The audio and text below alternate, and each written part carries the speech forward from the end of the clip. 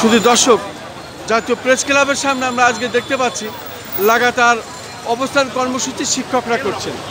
আসলে শিক্ষকরা এ যাবৎকাল তারা বৈষম্যের শিকার, অথচ এখন কিন্তু অন্তর্বর্তীকালীন সরকার এবং শান্তিতে নোবেলজয়ী ডক্টর মোহাম্মদ ইউনূস সাহেব এই বৈষম্য বিরোধী সরকার, এই যে বৈষম্য বিরোধী আন্দোলনের জন্য যেসব শিক্ষকরা রাজপথে ছিলেন তারপরেও কিন্তু আজকে তারা বৈষম্যের শিকার। আপনি আপনার নাম পরিচয় দিয়ে একটু বলুন, আপনারা কি চাচ্ছেন, কি আপনারা চান, কোন স্কুল থেকে? জি, আপনাকে ধন্যবাদ। আমি মোহাম্মদ শফিকুল ইসলাম, সহকারী শিক্ষক, গণিত, কুমরি নজরপুর বালিকা দাখিল মাদ্রাসা, বানিয়াচং, হবিগঞ্জ বিভাগ থেকে আমি এসেছি। আমাদের মূলত দীর্ঘদিনের আন্দোলনের দাবি দেওয়া এই আজকে যে কর্মসূচি, লাগাতার কর্মসূচি, অবস্থান এবং লাগাতার কর্মসূচি, আমাদের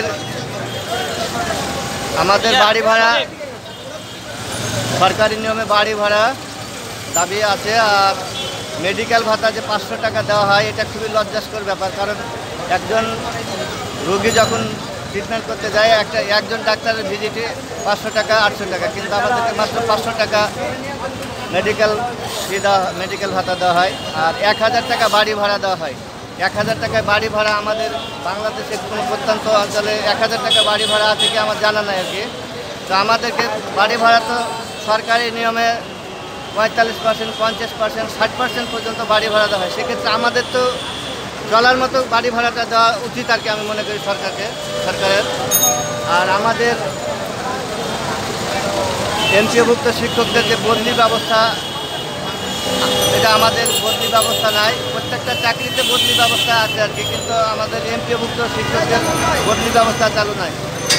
বিগত 1 মাসের মধ্যেই একটা প্রজ্ঞাপন জারি হয়েছে আপনার NTRCA কর্তৃক সুপারিশপ্রাপ্ত শিক্ষকদের জন্য বদলির প্রজ্ঞাপন জারি হয়েছে, অর্থাৎ একাংশের বদলির প্রজ্ঞাপন দেওয়া হয়েছে। কিন্তু যারা ম্যানেজিং কমিটি থেকে নিয়োগ পেয়েছে তাদের বদলি ব্যবস্থার প্রজ্ঞাপন দেওয়া হয়নি। যারা ম্যানেজিং কমিটি থেকে নিয়োগ পেয়েছে তারা তো কোনো দোষ করেনি, তারাও তো বদলি প্রত্যাশী, তারাও তো তাদের বদলি নিজ নিজ এলাকায় যাওয়া প্রয়োজন মনে করে। NTRCA সুপারিশপ্রাপ্ত শিক্ষকরা যে কষ্ট করছে, ম্যানেজিং কমিটি প্রাপ্ত শিক্ষক তাই আমি মনে করি সকলকে বদলি দিয়ে সার্বজনীন বদলি আওতায় নিয়ে আসা, আমি মনে করি এটা খুবই যৌক্তিক দাবি আর কি বর্তমান প্রেক্ষাপটে আর কি। তো সরকারের আন্তরিকতা আমরা কোনো মহল থেকে শুনতে পাচ্ছি যে আছে আর কি, তারা একমত আর কি। যদি একমত হচ্ছে, কিন্তু আমাদেরকে তো প্রজ্ঞাপন দিতে হবে। প্রজ্ঞাপন দিলে তো আমরা এই দাবি থেকে মনে করি যে আমরা সরকারকে অভিনন্দন, স্বাগতম, ধন্যবাদ জানাবো, কিন্তু আমরা এখন পর্যন্ত প্রজ্ঞাপন পাচ্ছি না। আর আমরা এমপিভুক্ত প্রতিষ্ঠানগুলো আছি, স্কুল, কলেজ, মাদ্রাসা, এগুলো আমাদের জাতীয়করণের অধীনে আমরা চাই সরকার আমাদেরকে জাতীয়করণ করে। কারণ একটা দেশের জন্য মনে করি যে উন্নয়নশীল দেশে এমপিওভুক্ত শিক্ষা প্রতিষ্ঠান বলে কোনো পৃথিবীর কোনো দেশে আছে কি বলে আমার জানা নাই আর কি। তো যাই হোক, বাংলাদেশে আছে। তো আমরা চাচ্ছি যে পর্যায়ক্রমে আমাদেরকে জাতীয়করণ করা হোক এবং আমাদের শিক্ষকদের জীবন মান উন্নয়ন করা হোক। পাশাপাশি শিক্ষকদের জীবন মান উন্নয়ন হলে দেশের শিক্ষা ব্যবস্থার মান উন্নয়ন হবে। বর্তমান যে লেখাপড়ার পরিস্থিতি খুবই খারাপ অবস্থায় গেছে, আমরা চাই না যে এরকম চলতে থাকুক আর কি। আমরা চাই শিক্ষকরা শিক্ষার মান উন্নয়ন করতে, দেশের জন্য আমরা কাজ করতে, আত্মনিয়োগ করতে চাই।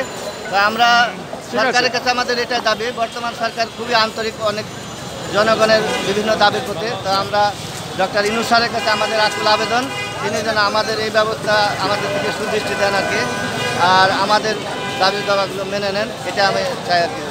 আমাদের চ্যানেলগুলোর পক্ষ থেকে, জাতীয় প্রেস ক্লাব রাজধানী ঢাকা থেকে আপনাকে অনেক ধন্যবাদ জানাচ্ছি এই সংক্ষিপ্ত সাক্ষাৎ গ্রহণের জন্য, এবং এই যে সাক্ষাৎ আপনি দিলেন এর জন্য আপনাকে অনেক ধন্যবাদ।